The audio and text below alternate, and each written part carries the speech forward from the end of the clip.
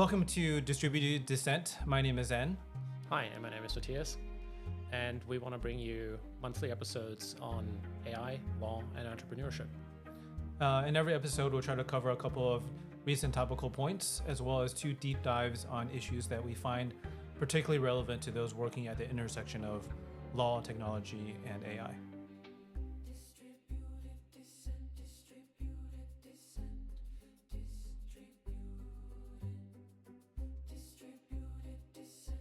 What have you been up to recently in the life of a CEO? Yeah, hi, and good to see you. It's been busy. Work never stops. It's probably the most difficult part of it. Everything could take hours and hours. Tools help a lot, but yeah, it's just been super busy. And things take longer than expected always, right? Yeah. What's new in your world? Of course. Then when you find as a CEO, your job really, like you said, like it never stops. There's always stuff you can do. There's always stuff you feel like you can be doing. Like the other day, I was thinking, like, if I just carried a GoPro around with me all day, like you could see, like my day is kind of a billion different things, right? Like I'm responding to this client ask at one juncture, and then thinking about like writing outlines for another thing, and then chatting with you and thinking about what we're gonna do for this pod, sending out invoices, chasing invoices, like doing the billion different things that you do as a as a CEO, and then the day ends, and then you're like, oh, I guess I need to go to I need to go to sleep now because if I want to function tomorrow.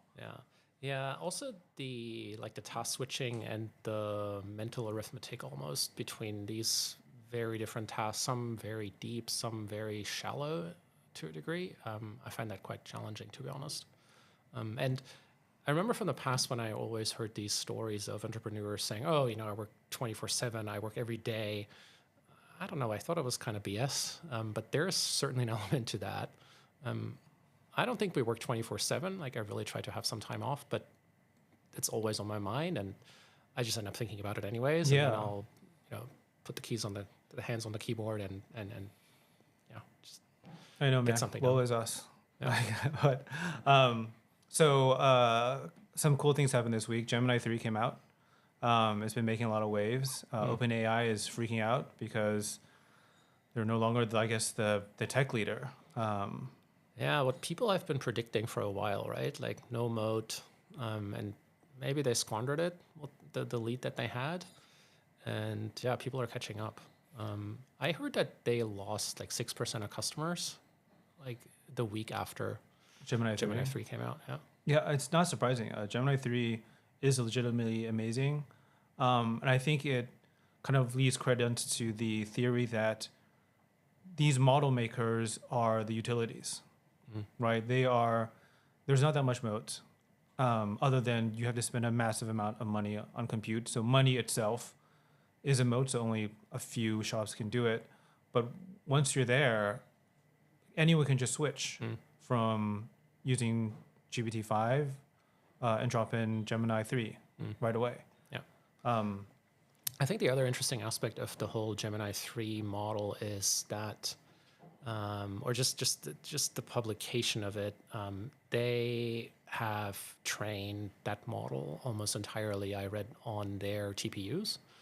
So these are the chips that they created a long time ago, or started to create a long time ago, right? And what people have been saying about this I find quite interesting, because it kind of puts Nvidia in a difficult spot, because you see Anthropic, for example, they've now rented compute from Google, right? And everybody's betting on Nvidia just growing and growing and growing. And if now Google makes a run for that same market, well, maybe the tide is turning, but we'll have to see. This is the exact same thing that happened when crypto came out. So when Bitcoin first came around, Nvidia GPUs were the best chips on the market to mine Bitcoin. And then all these companies came out with APUs they're tuned specifically to be really good at the Bitcoin algorithm. And that's exactly what TPUs are, right? So they're less flexible in terms of architecture, but they are tuned really well to run a very specific use case. And it works for Google because Google just had enough AI use cases for a long time that they decided, okay, the efficiencies that we're going to get by building these chips will outweigh the additional cost of designing it ourselves. So it's essentially, yeah, it's a problem for Nvidia, but it's always been a problem for Nvidia that their market price assumes that there's going to be another business that comes out that will be just as large of a market as AI today is to them. And they've done it a couple of times, to be fair to them, right? Like when they almost died, when Bitcoin went away, when they almost died when GPUs weren't that hot. It seems like every cycle there's some new thing that their cars just happen to be the best for at that time, and they capture a ton of market share. And so, maybe don't count them out forever, but I mean, it definitely seems like they're in trouble now. For sure. I mean, I don't know. Their social media posting was like, "Hey, look, guys, we're still the leaders. Like, keep calm, carry on." Quite opposite to Sam Altman, right? Because I don't know if you saw, he was on a call in an interview situation where the interviewer basically asked him, "Hey, look, where's this going? And I don't understand. You're not making money." And maybe some measured response would have been good, but his response was basically full offensive. And he's like, "Okay, dude, like if you want to sell your shares, then just let me know. I'll find a buyer," which I think didn't go down well with many people. Yeah, and that's Jensen Huang has been in this boat before, right? His company has died many, many times almost. He's come back, and so I think he's just more sanguine about it. He's like, it could happen again. Whereas it definitely seems like Altman is freaking out a lot more about. It's hard to make predictions, especially about the future. Yeah, exactly. Right? And on Gemini, you had a good point on what happened with the new Gemini IDE that came out recently. Yeah, so along Gemini 3, they published Anti-Gravity, right? Which is their own IDE, and the whole idea is to bring this AI coding into one place, like along the IDE, and just make that process better and easier, and really combine these tools into one place. And I've tried it myself. I find it really impressive, I have to say. I mean, I'm not a developer, so take it with a grain of salt, but the ability to orchestrate a number of agents in a centralized place, the ability to basically ask, first of all, hey, here's the thing that I want to do. Let's make a plan, to be given a plan, and then to be able to review that, to be able to annotate that, and have all of that then go off and come back with pretty impressive results. That's pretty cool. But what happens when you do and when you don't put any stops into that process? There was a story about a developer who basically had his or one of his hard drives deleted by anti-gravity. So probably pretty scary. And it was a Reddit post. The guy was pretty annoyed, obviously. So yeah, kids, if you play with that stuff, be careful. Yeah, so you still want to keep that human in the loop. Absolutely. To make sure that, AI is not running off and deleting random hardware random parts of your memory that you probably didn't want to do. But on the win side, like what have you seen on the other end of the spectrum? There was this great New York Times opinion piece about Waymo, and these are statistics from Waymo, so take them with a grain of salt. But on the accident rate of Waymo cabs is dramatically better than human drivers by massive orders of magnitude. For major accidents, Waymo is 10x as safe as a human driver, and across all accidents, it's 40x, 40 times as safe as a human driver. And so the point is almost like, what kind of disservice are we doing to society by continuing to clunk around in our human cars instead of just passing it all off to Waymo? It's not 100% safe all the time, but it's such an order of magnitude better than a human that, how much lives can we save? How much economic damage are we doing by just letting, meat bags drive each other around? Yeah, it's an interesting point. I mean, I think what's also happening, of course, I mean, the cars are not fully autonomous, right? I don't know what the current state of affairs is, but some months ago I read an article about Waymo where this idea that they're fully autonomous is just not quite true. So they have these op centers where people have to come and intervene. I don't know, there's a fire truck in the way, and how do you deal with that, right? So, but nonetheless, I mean, the reduction in accidents, that seems to be a really good measurement, right? Even if the actual number of people in these op centers is maybe not that much smaller than Human drivers? the number of human drivers. Yeah. I mean, it's got to be less taxing, right? I would imagine one remote operator can likely babysit 10 cars, 10, 20 cars, presumably. And you take shifts, and it's like, this is probably a bad analogy, but it's like drone operators sitting in a cabin in Arizona versus, in a F-15 flying over Iraq. Yeah, probably less taxing, but Right? but during that time, probably just as much taxing. Yeah, it moments seems. of terror when you have to step in and rescue the car, but 90% of the time it's just watching the cameras, and it's got to be more efficient, right? In just terms of human capital span. Yeah, I'm probably going to travel to the US early next year. Yeah. I'm really looking forward to trying. I've never tried it. I would like to just get into one and experience that. I haven't tried one either. you? I've seen them around, but it's by luck. You can't hail one. Oh, you can? Okay. It's like you open up the Uber app, and if your city supports it, you may get a Waymo. But there's no. I wish there was an option to I want one. I want to try the robot car. Pay but extra. Moving along, you had a good point. There was an article that you found recently. It was a study done by Harvey on use of Harvey at law firms, but I guess about the adoption of legal tech in general. Yeah, absolutely. So it's an interesting piece. It's done by a legal research institute out of London, RSGI. And I know the people there. I trust their judgment, so that kind of drew me in. I think I still tend to want to take this with a grain of salt, what they found, because I mean it's commissioned by Harvey, so Yeah, of course. very unlikely that they would have put something in the public that gives a bad image. But still legit researchers.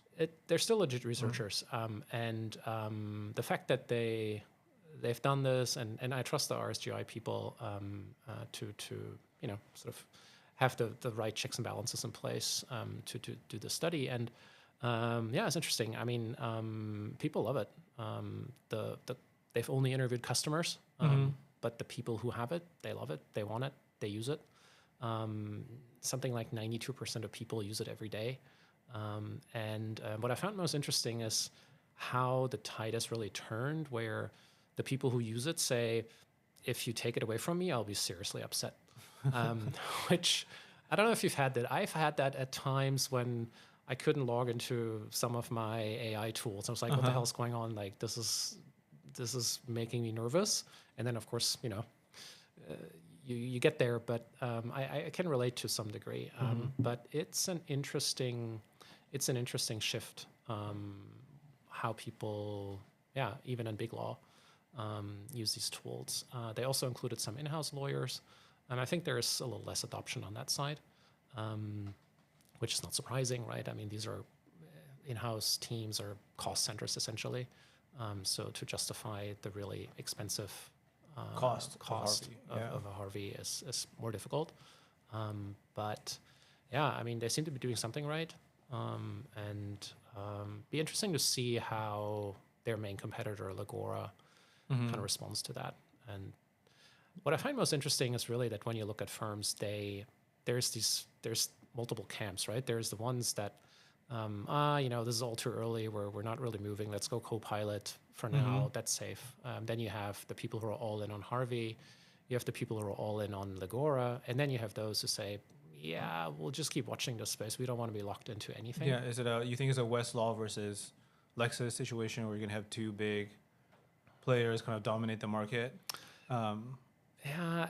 It seems that way at the moment, but at the same time, we also have somebody here in Hong Kong who Yeah, Jamie. So yeah, He keeps showing us how maybe that's not the case, right? And Yeah. maybe we should ask him to come on at some point. that would be great. Yeah. But he's vibe coding this stuff, Mhm. right? And if you've ever tried, and yeah, go try Google anti-gravity or any of these other tools. It's really not that hard. What I find interesting about this is, as lawyers, I feel we have this incredible advantage because we can express ourselves typically pretty well. We can describe what we want, and I feel like we're better at that than other people, which I feel is this unfair advantage in using these tools. Yeah. Well, our profession is writing and communicating, right?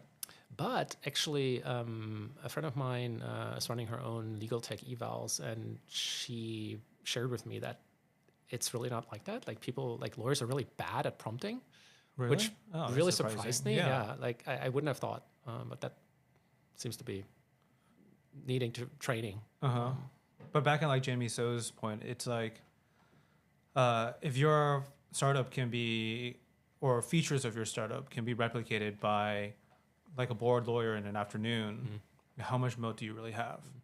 And it makes, I think it makes us think as entrepreneurs, and it should make everyone think a little bit like, where is your moat really? Is it the tech? Well, if it's the tech and someone can replicate it, or the feature set, someone can replicate it, is it really that valuable? Or is it your network? Or is it your, what is it that is giving you that advantage? Couldn't agree more. I mean, that's one of our engineering mantras. We want to only rely on AI sort of for the last mile, if you will. Like the rest of it, we try to do, as deterministic as we can, because that's where we think we can really make a difference. Yeah. And that's exactly trying to build that moat, right? Yeah, the core of your product. The core of your product has to be non-replicable, right? It can't be vibe coded, or it can't be generated from AI slop, or. And I think, yeah. Did we touch on that last time, right? Like, I've had this discussion with a lawyer who said, "Oh, it's really like Harvey made this big jump like recently, like it got so much better." No, Harvey didn't get better. Like GPT-5 came out. GPT-5 got better. Right? Yeah. And that kind of like exposes Harvey as, oh wait, these are just fancy UIs on top of the bleeding edge models. And like Jamie is doing, anyone can vibe code a fancy UI in an afternoon and then throw it on top of a bleeding edge model and get really good results. Which maybe brings us to our first major topic on like use of juniors and the use of AI. I think you had a good point on Klarna recently, and they just, when they laid off a bunch of people, they proclaimed, "Oh, we're gonna replace this all with AI." It made a big splash back then, right? I think it was 2024 or maybe 2023 already. Yeah. But the CEO came out and said, guys, stop all the customer support nonsense. We're getting rid of all of these people. I think they fired something like 700 people, and it's just going to be all AI. And they got celebrated so much, the media up and down. And like a year and a half on or 2 years on, the outlook on life seems to be very different, because people have been complaining. The AI tool just can't deal with some of these more delicate, more difficult cases. And very quietly, they seem to be backpedaling and just moving back to hiring back some of the people that they laid off earlier to replace them with AI. For us in legal, right, you wonder, I haven't really seen any news of firms really actually axing people. But I've seen news where firms are like slowing down and maybe, what are your thoughts on that? So I think firms are definitely slowing, not just legal, consultancies are freezing hiring. But I think there's a big gap between, declaring that AI is going to transform your workflow and you don't need as many people, and actually figuring out how to do it. And like just in, as I think fairly new companies, we use AI every day. And I think if you took it away from us, a huge percentage of our work would get a lot harder. Like I use it for literally everything, right? We use it to generate graphics for us. Our team can work 10 times faster. We do use a lot of AI coding. Sometimes just to build. A lot of the times, maybe just to build internal tools. And before you need a team to build you this internal tool to do something. But now you can kind of code it in an afternoon or so. In minutes. Right, in minutes. Just quickly on that. So I was having dinner with one of our devs the other day, and he was saying, yeah, he's testing API performance on some of these systems that he implemented. And yeah, where before he would have had to either do it himself, like build just an interface to test it, and then just to see some data. How does it flow? What are the what's the performance? Yeah, it was a 5-minute thing. Right? Yeah. So in that sense, we like the reality is we're already eradicating some of those people from our teams, right? And it's almost like you also have to be AI native to do that, because if you have an existing process and an existing company and an existing workflow that depends on your people executing certain tasks, I think today it's still hard to say, okay, well, an AI is just going to replace that person. We're just going to drop in a tool or something that this person used to do and you're not going to need to do anymore. Yeah, I find it really an interesting tension there between, on the one hand, these models seem so incredibly smart. When I interact with them, I'm really blown away most of the times. They also make boneheaded mistakes in the same vein. But then at the same time, they don't have that economic impact just yet, right? And I think it goes exactly to that point. Like probably like to get a really good workflow going, it's really then about the last 10%. And yeah, if that workflow is a 10-step thing, right? To get a model that only has 90% accuracy, if you do the math across that, you actually get to a 65% failure rate across the 10-step. Right? If you do 90% to the 10th power, yeah, the math comes out at 65% failure. That's just that doesn't work, right? Yeah, we're not at self-driving cars. Reliability yet. But I think that's a good point where I think you were talking about it earlier too, on kind of the value of junior staff.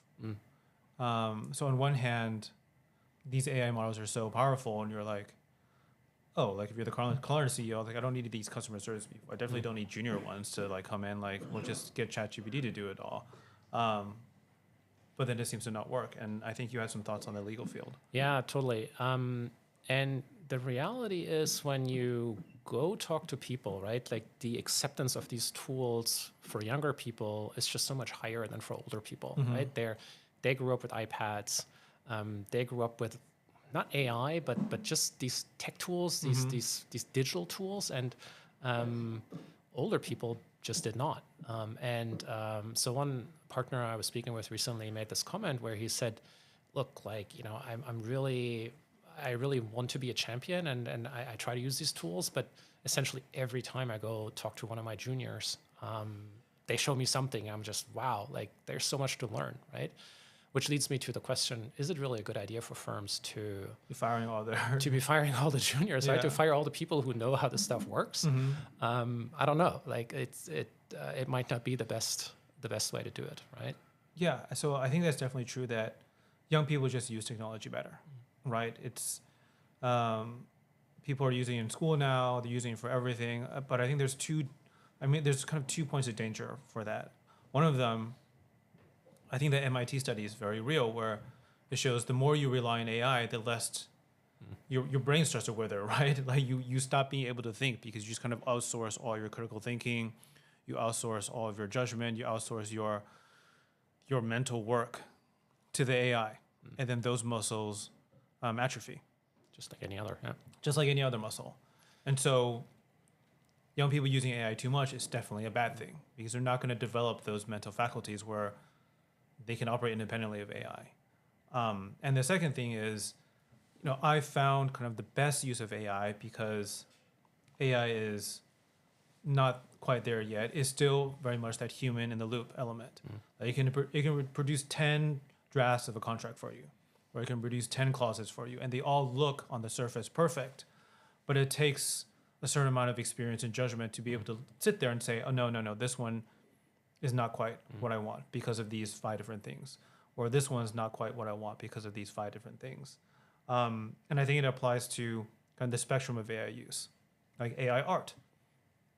There's so much AI like bad art everywhere now, right? There's that default kind of ChatGPT cartoon look that you can spot almost immediately. The kind of the thick lines, the awkwardness of the composition, and you can just it's what AI slop is now. It's this look that and then there's almost this immediate revulsion. It's like ugh, right? This guy used AI to generate this thing, but people at the same time are like making amazing art using Midjourney or other tools, graphics for pamphlets, graphics for advertisements, just graphics all across the board that you can't tell at all.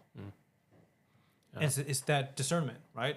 You need an artist to sit there and be like, no, this is terrible art, this is good art, and why? I'm not at all worried about, like, for example, movie makers going out of business because everybody's now just going to make their own movies because people are terrible at making movies. I think, right? You need somebody to script this, and you need a director. You need somebody who knows what they're doing, right? And I mean, I guess I wonder, can we get AI to learn how to do that? Maybe one day, right? But we're not quite there yet. I mean, the way that I use it the most probably is I get it to explain stuff to me, and I use it for brainstorming, right? I want to do this thing, and just help me, like, here are some thoughts, here are some directions, go, come back with, like a long list, and then, but you have to be discerning, you have to then really curate that. But if you do, you can, I mean, we've been thinking about like broader go-to-market strategy recently, and what are the steps? Where should we be placing our most efforts? And yeah, I used to have to hire someone for that, and I think I probably will. But for now, just to lay some foundations, right? It's just an incredible way of doing it. Yeah, and it gets you, I think to our earlier point, it gets you 90% of the way there. And there's that weird dichotomy where it used to be a junior that got you 90% of the way there. Like drafting a contract from scratch. You throw a junior at it and be like, here's all these precedents, draft me something. And you would assume the final 10% is just gonna be crap, right? But they got you there, and you can spend an hour or two to fix it. And that's just across so many industries, not just law. And law is a very obvious one where it seems like you can get rid of all your juniors because, well, we can just have AI get us 90% there and digest all these precedents, and it can do that. To be fair, it can do that really well. It can get you any document 90% of the way there, and then you need that expert to come in and fill in the last 10%. Though I also wonder whether that is very much jurisdiction dependent. So, I mean, Harvey, for example, that's a common law tool out of the US, predominantly common law, right? It's being used elsewhere as well, but that practice of, just going to Edgar and just basically getting a ton of different agreements, which, if they're on Edgar, they're most likely drafted by, I don't know, Milbank or someone like that, right? Yeah, so fancy lawyers. The quality is good, so that's a good input, but it's not quite like that everywhere else, right? So Hong Kong law, Singapore law, Malaysian law. Yeah, where there's not as much precedent. You just wouldn't have as many precedents, right? So that makes it more difficult, absolutely. I guess for legal tech, also finding your niche, right? In these niches where the foundation models, there's just not that much data. There's still space for there to compete. But I guess we'll see. Like, do you really need that many juniors? There's those things, right? It's so capable. It can do so much if you use it the right way. And so you can't really fault someone like Klarna CEO by saying, oh, look how amazing this thing is, because it is amazing. We don't need all these people anymore. And at the same time, there's that, it has not made the economic impact that it would if this was true. I think looking at law firms also is interesting. Everybody seems to have their slightly different take on it, right? I saw Ropes and Gray is now giving their juniors, I think, like 100 hours or up to 400 hours or something I forget the exact number, but a pretty large chunk of what they should be contributing in billable hours just to tinker with AI and try it out and learn about it, which is a great and interesting way of doing it, right? And so they're placing their bet on juniors Learning and figuring learning it out. these tools from the ground up and then making them useful in practice, right? Then you have Linklaters on the other hand, right? I think are going a little bit on a different way. I mean, I think they're training people, but they have just rolled out their AI lawyer program. So they're taking more senior people and who are interested in this and making them use these tools probably much better than the juniors would. Yeah. And making them ambassadors, champions of that technology, right? And coming up with use cases and then introducing those into the practice. So yeah, really different ways of almost like, I don't know, some version of buy versus build. Yeah, and I think both could work out. So you can train a junior. I think that 400 hours was that like 20% of their time. It's probably a good balance. 20% of your time, make sure you know how to use this tool really well. And the other 80% of the time, spend it on learning how to be a really great lawyer. And those people will probably be really successful. And you can do the same thing. You can take a really successful lawyer and say, spend maybe more of your time to learn how to use this tool to make yourself way more productive. And the really senior great lawyers that can do that are going to be even better. And that process just takes time. And maybe that's the missing piece, is that it's not a magic bullet. It's not a switch that we can just flip and say, AI is taking everyone's jobs. It's more, like the cyborgs are coming, right? Like the people who are empowered to use AI and make themselves 50%, 30x, some special cases more efficient than before. Those people are going to have way more economic impact than you would have before when you were just, everyone's kind of in the same boat and didn't have this intellectual lever that AI is. Yeah, I recently read, and I think that's a very good take, is these AI tools are becoming like a new version of the Matthew effect. So Matthew 25, I think, right? Like those who have shall be given. And it's a multiplier of agency. Yeah. It's not a magic bullet, it's a multiplier of agency. If you think that you can impact the environment around you, if you can have an imprint on the world, then this tool gives you just so much more power. But if you're just a prompt completer, in essence, then it's going to be much harder. Yeah. Right. And that's why I guess both of us are here, because we think we can be impactful. Use some agency. Yeah. Yeah, we think we can use some agency. That's great. Maybe we can move on to our last topic, the copyright issue, which kind of overhangs all of AI use. Yeah, that's a very interesting one. I'm not a copyright expert, so I'm going to defer to you on this. But I'm not a copyright expert. Getty either. Images and Stable Diffusion, right, out of the UK. Well, what's your take on that end? So copyright was one of the few classes in law school that I got an A in. Nice. So I was not a very good law student, but this was one of the subjects that I enjoyed. So I love this because, one, it dives into kind of two things. One of them is most people don't realize that AI doesn't make a copy of what it trains off of. When you talk to a lot of people, they either think, one, it's like a program, like someone programmed this AI and it's a bunch of code. When you see, like the lazy brown fox, there's a piece of code that says jumps over the fence, and it's not that at all, right? It's just weights and models and vectors getting changed and numbers. Can you unpack that just a little bit more, maybe for the more junior audience? Yeah.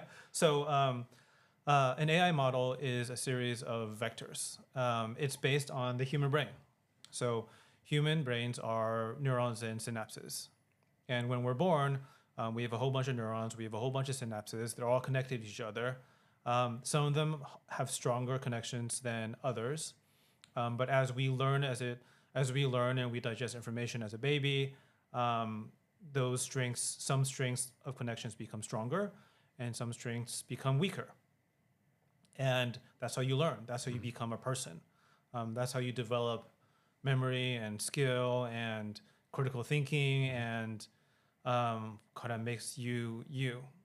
And a neural network is kind of a very simple version of that, right? So instead of neurons, we have little vectors, and vectors are just in math, just three numbers, 3 or 4 numbers, a series of numbers, and some of those represent the connections between that vector and another vector. And so a neural network is just a whole bunch of these little vectors connected to each other. And as you train it, the number that represents the connection strength between one vector, which is they call them nodes, or you think of as neurons, becomes stronger in comparison to other connections. So if we take this for words, basically, like So the quick brown fox jumps over the fence, like those are just words that are appearing a lot together. And so the vector space between quick brown fox, the more times you see it, the quick brown fox jumps over the fence, the vector space between those vectors that represent those words becomes stronger. And so whenever the AI now sees the quick, it's going to think, oh, fox comes next, because it's seen it so many times that the connection strength becomes stronger. And that's kind of a very distilled version of how human brains work. And so when you give an AI Shakespeare, it's not making a copy of Shakespeare No copy there, yeah. in its memory somewhere. It's read all the text, and it in its giant vector space, it's made a bunch of numbers change, like the numbers between 2b or not 2, and then somewhere else 2b have gotten a little bit stronger. And when you do it enough times, something crazy happens, and it develops intelligence, and it develops some sort of reasoning, and it can string words together and do all these things. And so that's kind of the crux of the copyright issue, because copyright law is written to protect how humans learn. Like when we read a book and we learn from it, we take those ideas away, those ideas are our ideas. Copyright only protects the particular expression of an idea, that book or that painting or that picture or that movie. And we can make derivative works, right? Because we're allowed to. That's how humans work. So there's probably like one more turn which we should clarify. So there's probably still copying involved, like at the moment of training. Like in order, like you need to put something into the model, right? So you need to have one copy of whatever you're learning from. So when I can't just go, well, I can go to the library, but that's allowed, but I can't just like I can't pirate a book. I can't pirate a movie. That's illegal, right? I need to buy at least one copy of that movie before I'm allowed to watch it and learn from it. I need to get one legal copy of that thing. And so a lot of the recent copyright cases have come down exactly on that line. Because you would expect it to, once you really understand how an AI works. It's a copy of the human brain. And so Anthropic and these companies have gotten in trouble because they didn't go through the trouble of buying one copy at the beginning. And like, well, you should have, right? You should have had a better in-house lawyer to say, hey, before you train this model off of all of human knowledge, please spend a couple $1 million maybe to buy one copy of all of human knowledge before you dump it into your AI. And then they would have been fine. The more troubling issue, though, and this is that kind of a fundamental legal and maybe a societal issue, is the courts, which makes sense, have come down and said model training, when they take in that information and that text, and now they're digesting movies and they're digesting, pictures and everything, when they digest that and train and their weights change, that's transformative. That you're not making a copy, you're just learning from it. And that's perfectly fine because that's how people do it. Which means kind of anyone can just buy one copy of your work, and now I can build an AI that can kind of write as well as you do, right? Or it can draw as well as you do, that can sing as well as you can. Yeah, and I think that's my biggest beef, I suppose, with where that is heading. I don't find it surprising at all, to be honest, because this is exactly along the fault lines which you would expect, right? Because if this is this transformative technology and this is going to be the future, then it's very unlikely that we'll see this shut down, which it would be if the courts came out somewhere on the other end. But yeah, the just copyright law doesn't seem to be capable of dealing with these issues. And actually, one thing I've never really thought about, but be interesting to see how different jurisdictions come out on different ends. I mean, they typically do, but what I mean really along the lines of common law versus civil law, because common law is precedent driven, right? And the laws change when precedent changes, basically. So you always have that long tail of history to deal with. Civil law seems to be a bit more agile, though. I mean, if you look to Europe, then maybe that's not as. Well, you can always change the law, right? Civil law lets you change the law a little bit easier than if you just relied on precedent. Yeah, but I mean, the European Union had a shot at it, and they didn't really make that as worthwhile as they could have.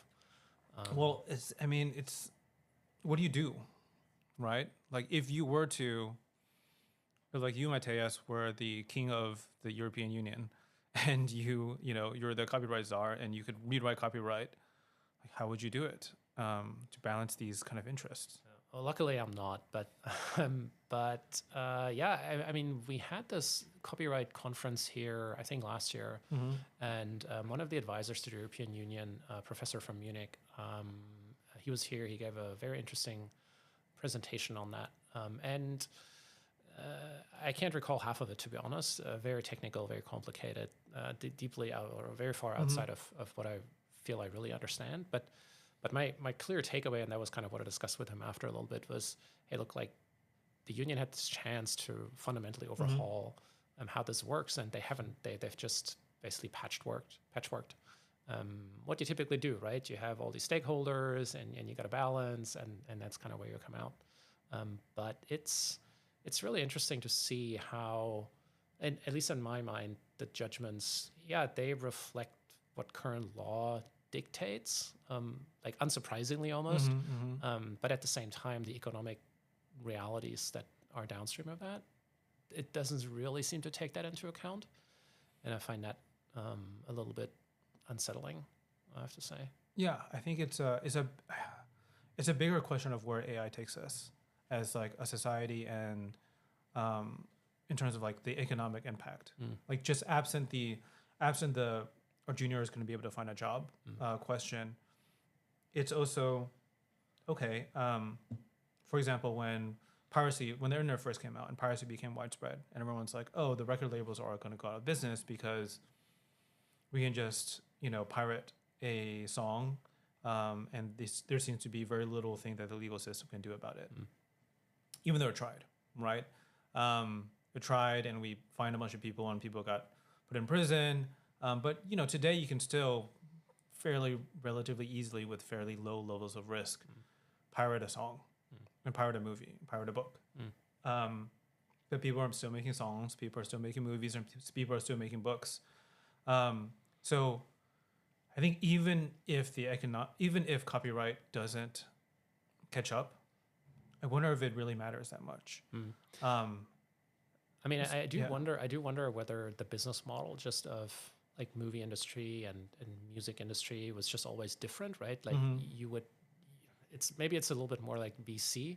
I'm really going out on a limb right now, but like one blockbuster kind of a movie or song album can really like bring you up in the black, right? And with writing, it's just different, right? Like there's very few authors who I kind of commandeer this kind of success where they write this one thing and it just like everybody reads it. Like Harry Potter is what comes to mind, right? But beyond that, like an author of some more technical nonfiction, they're not making millions and millions and retire happily on that, right? So the effort that takes might be very different. And so I just wonder whether the business model lends itself to a similar thing, because equally you could say, well, pirating has maybe not gone away of music and movies, but also that stuff's just gotten so much cheaper. So I can get Netflix for $6.99, and I can watch a whole bunch of stuff, which 10 years ago I would have had to go to Blockbuster and would have had to rent that thing for just one movie for $6.99 for 2 nights, right? So we'll see it. I mean, something's afoot. Yeah, sure. I think it's gonna. My theory is it leads to the divergence of kind of consumption, and so when you can have like Suno for $6 a month, make literally an unlimited amount of music that you love, that's just tailored to you, and you can make as much of it as you want. That will put a lot of pressure on all the other music that's kind of like filler music, right? Like elevator music. People probably used to make an okay living composing elevator music. Now AI can do that. And like to your point, like movies, there's a bunch of, I'm sure, like mediocre movies and mediocre media and mediocre art and all these other things that AI can do. And so that'll be a big market. And then I think the market for like human created things, like the Swiss watch of music. Yeah, the Swiss watch of music, right? The Rolex of music, like and this is how most of artists make money today now. For most musicians make their money doing performances, because that's a live, like indisputable, like human interaction, and people are willing to pay a lot of money for that now. And I think for authors, like now you really have to connect with your audience. You can't kind of put a work out into the world and expect it to do well or not to do well. If you are a really niche author, you have to find ways to monetize that relationship with your audience, right? If you have, 50,000 really diehard fans, maybe you're never going to make a lot of money selling them books, because your royalty on that book is what, $1, a couple of cents. But if you establish a relationship with them, you could probably get them to pay for a Substack. $10 a month. $10 a month, right? Or a Patreon. That's not bad, yeah. Yeah, it's not bad then, right? 50,000, even if it's just 5,000 of them pay you $10 a month, that's a lot of money all of a sudden. And I think that relationship will never go away. People who have relationships with their audience or with their fans, or even like if you're running a business, if your relationship with your clients, that's where your value is. And how and as of today, there's still no way that AI can replace that. Yeah, I agree. And we're back to the Klarna point, right? Like the AI is just not very good at doing that. Yeah. And so don't fire the people that are responsible for those relationships, right? Like maybe your customer service people are not just sitting there answering emails and replying to stuff, because anyone can answer an email, but they're the point of relationship with your customers. So maybe we should be preserving those people and making sure that they're better compensated. I find that also a really interesting point, because like in the end, right, like the models give you some kind of average of what they have learned, right? Like and maybe we should dive into that in one of the next episodes, like how this really works. But they give you this average. So when you take an email and you've crafted it and really like worked on it, and then you put it in there and say, okay, can you review this, right? It'll come back with something so much simpler, so much more straightforward, and you can.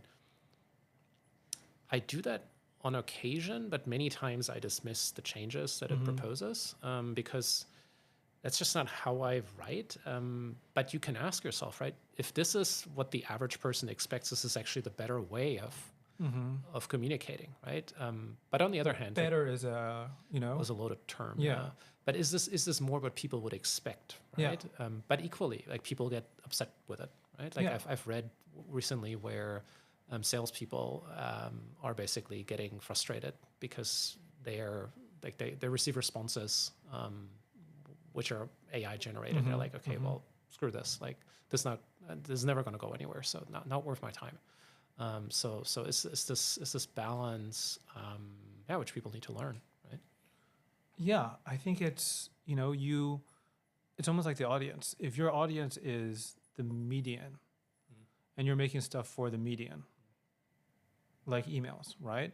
Like there's certain kind of boilerplate emails, just like there's certain kinds of boilerplate contracts There's certain kinds of boilerplate transactions, and it's all over the place.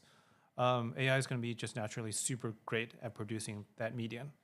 Boilerplate code even, right? There's so much code that's just boilerplate code, and it's the median. But where we stand out is where it's not that. And it's not that you can't use AI to make not that. People can use Midjourney and Suno and ChatGPT to create legitimate original works that have a very human element to them that no one, like I don't believe anyone can tell that they used an AI tool or not in the process of creating. But somehow in the end, they still made something uniquely distinct, that has a distinct voice. And it's that which gives you, in addition to relationships, it also gives you value. Like where is your distinct value proposition? Where are you not the median? Yeah, this is a bit of a whimsical take, I suppose, but the question is really, where do you need to be more of a poet, right? Like where do you need to evoke emotion versus just plainly transmit information? And if it's the information side of the spectrum, then AI is probably a good bet. If you're more on the poetic quote unquote side, where you need to, we're actually trying to get people to feel something, to buy into something, to have emotional attachment to that, then unsurprisingly the tools can't do it because they don't have. Yeah, or they can get you maybe 9/10 of the way there, but then you still need to get it over the line. You still need to decide, okay, this is the one that's going to be great. This is the one that's, median. Yeah. And that skill is hard to develop and it's hard to find. Yeah. It comes with experience, right? Which in some way, maybe these juniors using tools in 5 years' time will just be these killer lawyers,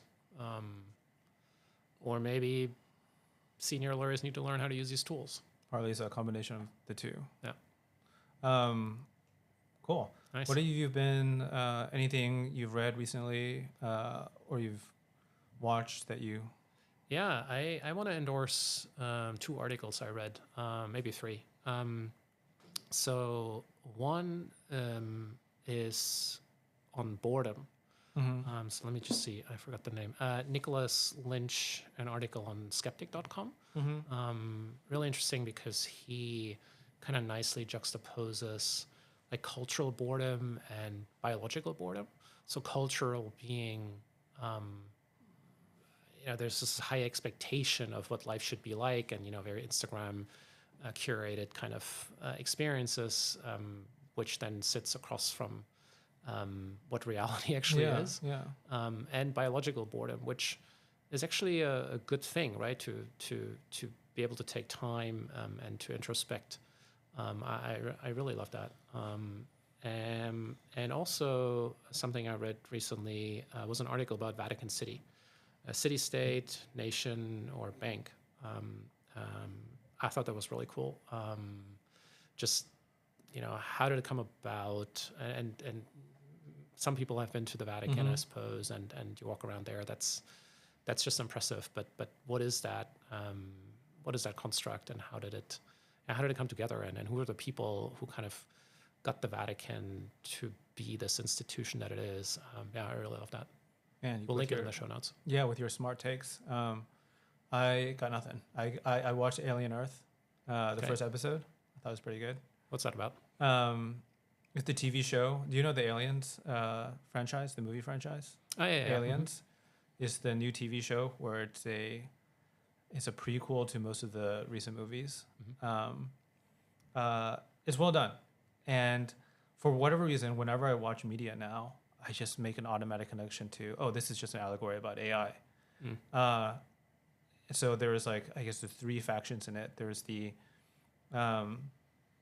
there was 3 corporations that are trying to take over the universe. One of them is kind of all into androids. One of them is all into cyborgs, which are half human, half robot. And one of them is all into uploaded intelligences, where they take the kind of consciousness of a person and they shove it into the body of a cyborg. And then I'm just naturally like, oh, this is just all an allegory about AI. Like, who's gonna like is just pure AI going to take over the world as pure beings, or is it gonna be some hybrid, or or some third thing? Transhumanism. Exactly, transhumanism. Yeah. Awesome. Nice. Well, that's our show for today. Thank you guys so much for joining.